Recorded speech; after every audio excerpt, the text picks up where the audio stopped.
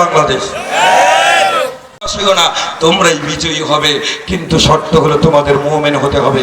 চিৎকার করে বলেন সুবহানাল্লাহ।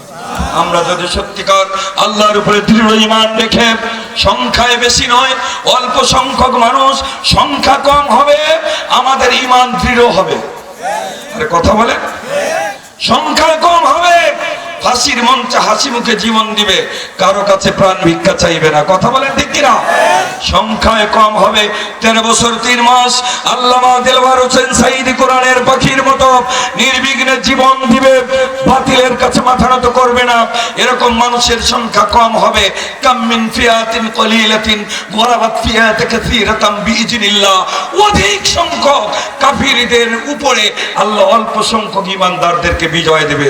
সেই পরিবেশ সৃষ্টি হয়ে আগামীর বাংলাদেশ হবে ইসলামের বাংলাদেশ, আগামীর বাংলাদেশ হবে কোরআনের বাংলাদেশ, আগামীর বাংলাদেশ হবে নির্যাতিত ঈমানদার আলেম ওলামা মুসলমানদের বাংলাদেশ।